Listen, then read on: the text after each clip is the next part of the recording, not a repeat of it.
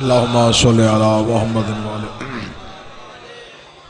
बिस्मिल्लाहिर्रहमानिर्रहीम अल्हम्दुलिल्लाहिल्लज़ी जअलना मिनल मुतमस्सिकीना बिविलायति अमीरिल मोमिनीन अल्लाहुम्मा इय्याका नअबुदु व इय्याका नस्तईन अस्सलातु वस्सलाम बितहिय्यति वल इकराम अला अशरफिल अंबिया वल मुरसलीन व औलादिहि तय्यबीन ताहिरीन अल मासूमीन सुम्मा सलातु वस्सलामु अला अल सदीक़तुल मुबारका अल राज़ियतुल मर्ज़िया आलिमतु गैर मुअल्लिमा बल्कीस हुजरतु तक़दीसुल जलाल व आसियतुल तकमील वल कमाल उम्मुल किताब उम्मुल कुरान उम्मुल अनवार उम्मुल आइमा उम्मुल मासूमीन उम्मे अबिया अस्सय्यदा फ़ातिमा ज़हरा सल्लल्लाहु वलअनल्लाहु तआला अला अदाइहिम अजमईन अम्मा बाद फ़क़द क़ाल हक़ सुब्हानहु तआला फ़ी किताबिहिल मजीद बिस्मिल्लाहिर्रहमानिर्रहीम सुम्मा अरसनल किताब अल्लज़ीना अस्तफ़ैना मिन इबादिना बुलंदतर सलावत अल्लाहुम्मा सल्लि अला मुहम्मद व अला दुआए मालिकान इज़्ज़त बारगाह इज़्ज़त में आए हुए हर साहिब इज़्ज़त की इज़्ज़त को महफूज फरमाए।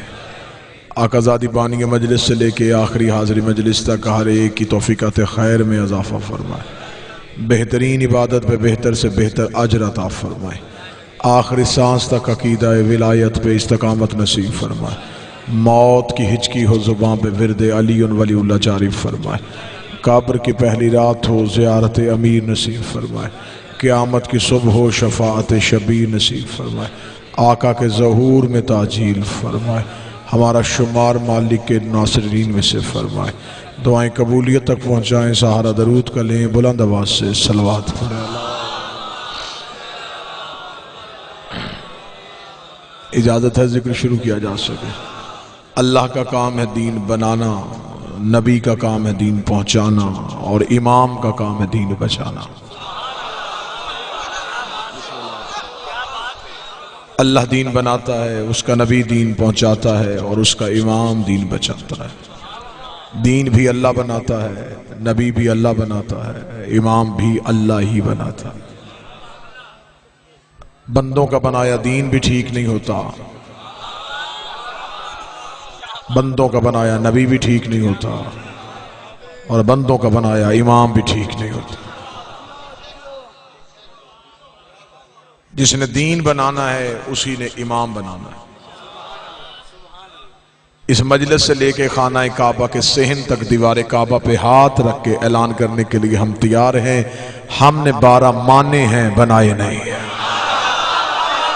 जो बोल सके वो ज़हमत करे। ये 12 जो हमने माने, ये हमने माने हैं, बनाए नहीं। इसमें एक भी इमाम हमने अपनी मर्जी से नहीं बनाया।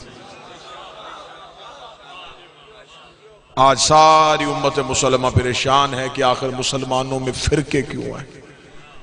मुसलमान एक दूसरे से हल पूछते हैं, क्या करें। अल्लाह हमारा एक है, नबी हमारा एक है, कुरान हमारा एक है, हम एक क्यों नहीं। इसके लिए बड़ी सरतोड़ कोशिशें की जा रही हैं कि कुछ ऐसा हो जाए कि उम्मत एक हो जाए। कहीं अमन कमेटियां बन रही हैं, कहीं मिल्ली यकजहती कौंसिल बन रही है, लेकिन मैं समझता हूं ये सारे के सारे मफादात से वाबस्ता तहरीकें हैं। हकीकत को कोई नहीं समझ रहा। हर एक की कोशिश है कि मुसलमान एक हो जाएं। और दलील क्या देते हैं कि अल्लाह जब एक है, नबी जब एक है, कुरान जब एक है, तो हम एक क्यों नहीं। मैं इमाम हुसैन का सबसे छोटा ज़ाक करूं, मैं बताता हूं कि हम एक क्यों नहीं। अल्लाह हमारा एक है, नबी हमारा एक है, कुरान हमारा एक है, इमाम हमारा एक नहीं है।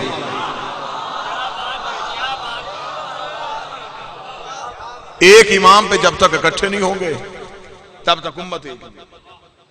झगड़े खत्म हो सकते हैं, लड़ाई खत्म हो सकती है, एक लम्हे में बहस खत्म हो सकती है अगर कोई बंदा समझने वाला। जो यहां हाथ रख के नमाज पढ़ता है वो मर्जी से नहीं पढ़ता, इमाम के कहने पे पढ़ता। बोलेंगे तो मैं थोड़ी सी सहमत करूंगा। जिसने यहां हाथ रखे मर्जी उसकी भी कोई नहीं, उसे भी इमाम की कहने। फिर हमने खोले तो मर्जी हमारी भी कोई नहीं, हमने भी इमाम के कहने पे खोले। इसका मतलब है कि हम जो इबादत करते हैं वो इमाम के कहने पे करते हैं। 1400 साल हो गए एक दूसरे का गिरेबान पकड़ के मुसलमान फिर रहा है, एक दूसरे की मस्जिद में जाने के लिए तैयार नहीं, खुद कुछ हमले होने शुरू हो गए, दहशत गर्दियां हो गई, गर्दनें एक दूसरे की काट दी गई कि तू मुसलमान नहीं हम मुसलमान हैं, तेरी नमाज ठीक नहीं हमारी नमाज ठीक है। ये झगड़े बाद में करना कि नमाज किसकी ठीक है, पहले ये पता करो इमाम किसका ठीक है। जो बोल सके वो जहमत। इमाम जिसका ठीक है उसकी नमाज ठीक, उसका रोजा ठीक। सबसे पहले तय करना पड़ेगा कि इमाम किसका ठीक। मेरे अहले सुन्नत भाई तशरीफ फरमाए, हमें कोई जरूरत नहीं कि हम कहें कि आपके इमाम गलत हैं, लेकिन आप जरा खुद अक्ल से फैसला करें कि इनमें से बेहतर इमाम कौन सा। घर लेना हो तो आप जहन में रखते हैं कि जगह बेहतर हो, गाड़ी लेनी हो तो आप फिर भी फैसला करते हैं कि गाड़ी बेहतर है। जिसने क़यामत तक तुम्हारे साथ जाना है उसके लिए अभी तक फैसला ही नहीं किया कि इमाम कैसा हो। नहीं, जो जिसने बाप जिसे माना, जिसने दादे को माना, तो हम भी उसी को मान लेते हैं। नहीं, इमाम के लिए आप कम से कम अपना ज़हन करें। मेरे अहले सुन्नत भाइयों के इमाम, मैं उनका इज्जत से नाम लेता हूं, इमाम अबू हनीफा। नाम उनका अबू हनीफा नहीं, कुनियत है। नाम उनका नुमान बिन साबत है। उनके मानने वाले हनफी कहलाते हैं। मैं सुन्नी किताब से साबित ना करूं, मैं जिंदगी में मिंबर पे ना आऊंगा। इमाम अबू हनीफा कहते हैं 2 साल मैं जाफर सादिक की शागिर्दी न करता, मैं जहालत की मौत मर।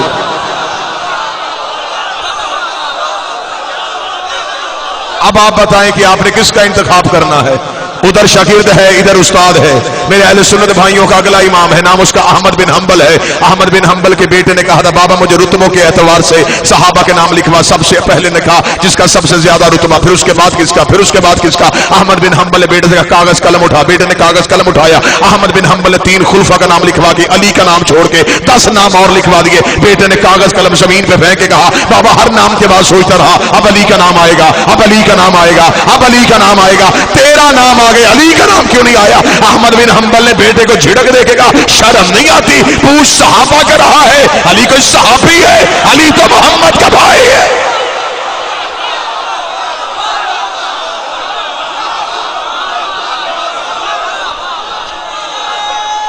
सारे बोलो हाथ उठा के हैदरिया। मालिक हुसैन सैयदा कौनैन इज्जत।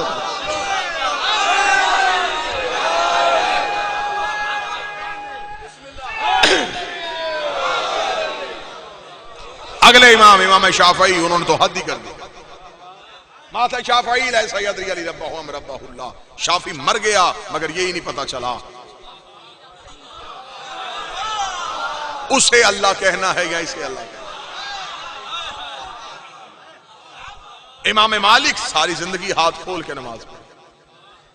तो आप मुझे बताएं, आप आइमा के नाम लें, मैं आपके इमामों से बताऊं कि किस किस इमाम ने अहले बैत के दरवाजे पे नौकरी की। अच्छा, फिर अगली बात है भाई सुनिएगा, लोगों के खलीफा और हैं, वली और हैं, इमाम और हैं। कितने मुतमिन हैं हम, हमारा जो इमाम है वही खलीफा है, वही वली। हम ये नहीं देखते बादशाहत किसके पास है, हम ये नहीं देखते तख्त किसके पास है, हम ये नहीं देखते ताज किसके पास है, हम जिल्ले सुबहानी नहीं देखते, हम बादशाह नहीं देखते। हम देखते हैं कि मोहम्मद के बाद इमाम कौन है, नबी के बाद नस्ल में से इमाम कौन आ रहा है। हमने ये नहीं देखा तख्त किसके पास है, क्योंकि तख्त हमारे लिए कोई मान नहीं रखता। आज बंदे जिसे इज्जत देते हैं उसी को कल को जलील कर रहे होते हैं। अगर अब भी बात समझ में ना आए तो इस्लामाबाद की सड़कों में जाकर देख लो, सारे मुल्क के मौलवी इकट्ठे हुए हैं और सारे मुल्क के मौलवी वो मौलवी चले गए हैं जो कहते थे कि जुलूस 4 दीवारी में रखा करो। आज हुकूमत कह रही है 4 दीवारी में रहो, वो कहते नहीं हम सड़कों पे आएंगे, नहीं हम बाजारों में आएंगे, नहीं हम जुलूस निकालेंगे। मौलाना फजल रहमान तेरा जुलूस किस लिए है, वो कहता मेरा जुलूस इसलिए है मैंने सारे मौलवी इकट्ठे किए हैं कि हाकिम नाअहल है, इसे तख्त से उतारने आए हैं। तो हम भी तो 1400 साल से यही कह रहे हैं कि हाकिम नाअहल है, तख्त से उतार। बोलो जिनके हाथ का मालिक अली हैदरी।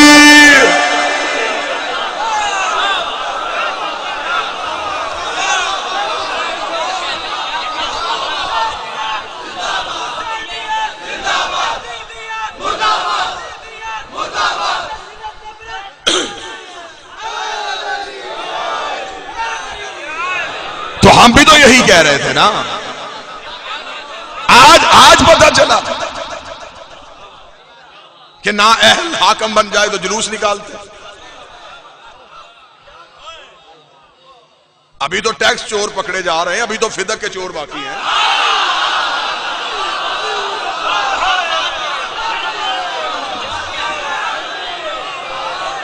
ये चोर नए पकड़ेगी, वो चोर इमाम गए पकड़ेगा।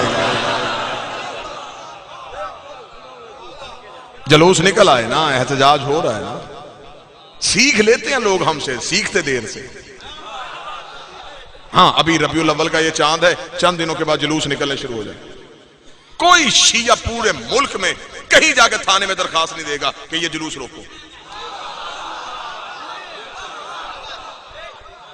हमारे घरों के आगे से गुजरते हैं हमारे बच्चे पानी की सबीलें, लंगर न्याज का एहतमाम करते। हमें खबर है वो नवासे का जुलूस था, ये नाने का जुलूस।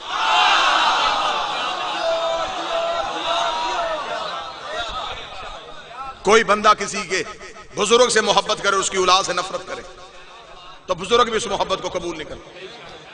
मेरे अहले सुन्नत भाई तशरीफ फरमाए, आप जुलूस निकाले, हम आपके साथ। जुलूसों में ऊंट भी निकाले जाते हैं, ऊंटनियां भी निकाली जाती हैं। ये ऊंटनियां जुलूस में क्यों आएंगे? कहते वो नबी की ऊंटनी की वजह से। उस ऊंटनी में क्या था? उसमें सिफ्त और खासियत क्या थी? कहते जी उसमें मोहम्मद बैठा करते थे। अक्ल काम ही नहीं कर रही। जिस पे मोहम्मद बैठे उसका एहतराम जायज है, और जो मोहम्मद पे बैठे थे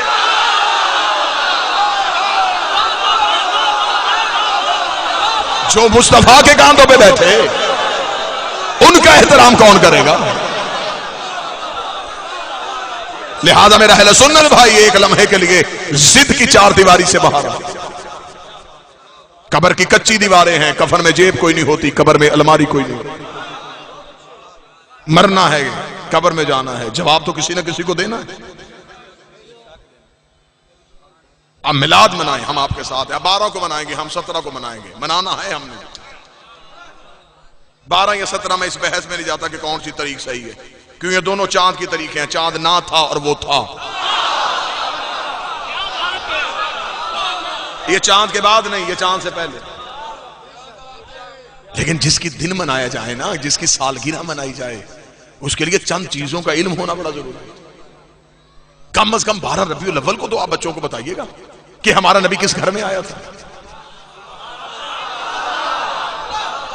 हमारे नबी को किसने पाला था। ये तो आप बताएंगे ना कि हमारे नबी को किसने पाला। वहां भी आपने हजरत अबू तालिब का नाम नहीं लिया, आपने एक दाई का नाम लिख दिया। चल ठीक है, हमने वो भी मंजूर कर लिया। हम बड़े आला ज़र्फ लोग हैं, हम छोटी छोटी बातों में जज्बाती नहीं होते। आपने वहां भी नाम लिख दिया। लेकिन एक तो इल्तिजा मैं करना चाहता हूं आज, कि आप सिर्फ इतना बताएं कि इस्लाम की पहली दावत किसके घर हुई थी। बिस्मिल्लाह सर। इस्लाम की ये पहली दावत किसके घर? ये तो बीबी हलीमा के घर नहीं हुई ना। ये दावत ज़ुलशीरा, जहां 40 कुफार को अल्लाह के कहने पे नबी ने दावत पे बुलाया था, ये दावत किसके घर हुई? हज़रत अबू तालिब के घर। मैं बिल्कुल सादा और सलीस गुफ्तगू कर रहा हूं, जिस पे किसी ज़हन पे बोझ ना बने। उलमा से जाके जरूर पूछिएगा कि हज़रत अबू तालिब का घर कहां था? मक्का में। अल्लाह का अपना घर कहां था? मक्का में। तो जब अल्लाह का अपना घर था तो फिर इस्लाम की पहली दावत अबू तालिब की हवेली में क्यों हुई है? आज मौलवियों को पता चल गया कि अबू तालिब ने कलमा नहीं पढ़ा। अल्लाह को नहीं पता था कि उसने कलमा नहीं पढ़ना। खुदा कहता मेरा मोहम्मद, हमें एहसान देने की जरूरत क्या है? बात मेरी है, मेरे घर में होनी चाहिए। बात ला इलाहा की है, मेरे घर में होनी चाहिए। दावत इस्लाम की थी, हो अबू तालिब के घर में रही है। तबलीग ला इलाहा इल्लल्लाह की थी, हो अबू तालिब के घर में रही है। जब हमने मौलवियों से पूछा मजबूरी क्या थी, उसकी वजह ये थी कि तब काबा में दावत इसलिए नहीं हुई कि खाना काबा में उस दौर में बुत रहते थे। काबा में पुत रहते थे, काबा में पुत रहते थे। कटा हुआ कलेजा लेके जाऊंगा, जो बंदा नतीजा समझ के ना बोले, इसका मतलब मौलवी मान गया रहमान के घर पुत थे, इमरान के घर पुत नहीं।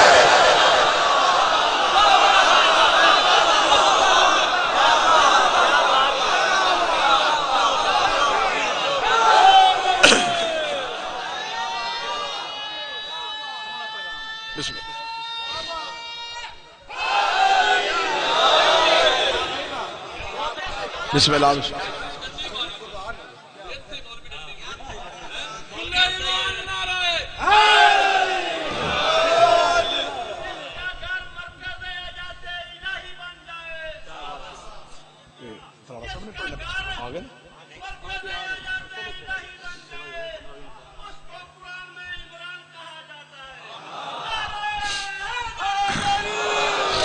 रबीउल अव्वल में नाते पड़ी जाएंगी। तेरा खावा ते तेरे गीत,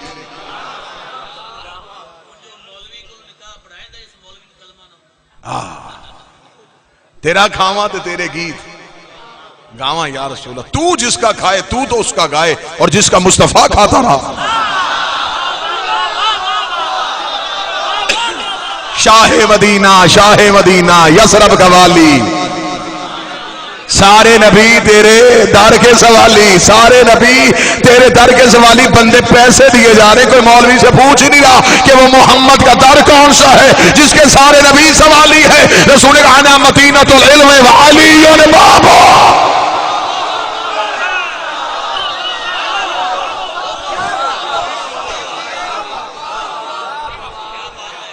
इज्जत रसूल उसी सूरत में होगी तब हकीकत रसूल को समझो। आज इज्जत इस्लाम चाहते हो तो पहले इज्जत नबी की करना सीखो। लिहाजा आज अपने बच्चों को बताओ कि रिसालत माब की इज्जत क्या है। अहले बैत हैं तो रसूल की वजह से, सहाबा भी हैं तो रसूल की वजह से। दोनों में फर्क है। जो रसूल से प्यार करते थे उसे सहाबी कहते हैं, जिनसे रसूल प्यार करता था उन्हें अहले बैत। नहीं बोले तो अगली सदर पढ़ूं। जो नबी को उठाते थे उन्हें सहाबी कहते हैं, जिन्हें मोहम्मद उठाते थे। सहाबी नबी के हैं, अहले बैत नबी से हैं। नहीं यार मैं लफ्ज फिर दोहराने लगा। सहाबी नबी के, अहले बैत नबी से। नबी के सहाबी, नबी की जौजा, नबी के रिश्तेदार। अहले बैत में के वाला चक्कर ही कोई नहीं। या अली अंत मिन्नी, ऐ अली तू मुझसे। अल फातिमा तो बाज़ तो मिन्नी, फातिमा मुझसे। हुसैन मिन्नी, हुसैन मुझसे। उधर के है इधर से है, दरूद के वालों पे नहीं होता, से वालों।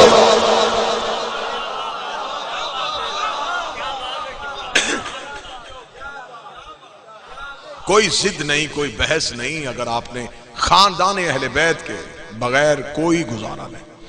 सैयद वाला में 5 मरले जगह लेनी हो तो 70 बंदों से पूछते हो कि मालिक कौन है। ऐसा बंदा मैंने तो कोई नहीं देखा जो बगैर मालिक पहचाने पैसे पकड़ा दे। जो बंदा घर में निकले और उसे पैसे दे दे, वो कहते ना कागज चेक कर, फर्ज तेरे नाम है। ऐसा ही कभी किसी ने मालिक के ससुर को पैसे दिए, साले से रजिस्ट्री करवाई है, यारों से सौदा किया। किससे करते हो? मालिक से। 5 मरले के लिए अल्लाह ने अकल दी है कि पहले पता करो मालिक कौन है। सारी जिंदगी जन्नत ढूंढता रहा और मौलवी से पूछा ही नहीं कि जन्नत का मालिक कौन है।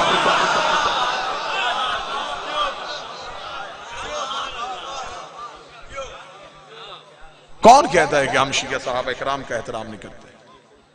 मजमे से उठे कोई बंदा, वो सहाबी का नाम ले, मैं तारीख से किरदार पढ़ता हूं। हम इतना प्यार करने वाले लोग हैं, हम तो इतने भोले भाले इज्जत करने वाले लोग हैं। जो घोड़ा नबी के बेटे के काम आ गया, हम आज तक उसकी शबी बना के चूम रहे हैं। और ये हो सकता है कि कोई बंदा आले रसूल से वफा करे और हम उसकी तौहीन करें? मेरा सुन्नी भाई, ये इल्जाम है शिया कौम पे। सिर्फ मौलवी ने ये चक्कर चलाया है बच्चों को मजलिसों से दूर करने के लिए। कौन कहता है कि हम सहाबा का एहतराम नहीं करते? जिसने आले मोहम्मद से वफा की उसके पांव की जूती मेरे सर का ताज। कौन कहता है कि हम नबी की बीवियों का एहतराम नहीं करते? हम रिश्तेदारी देख के नहीं मानते, ना रिश्तेदारी देख के छोड़ते। अगर हमने रिश्तेदारी की वजह से किसी नबी की बीवी को छोड़ना होता तो सबसे पहले हम बीबी उम्मे हबीबा को छोड़ते। खतरनाक तरीन रिश्तेदारी है इस बीबी की। ये अबू सुफियान की बेटी है, ये मुआविया की बहन है, ये यजीद की फुफ्फी है। हम उन्हें नहीं मानते, इसे मानते।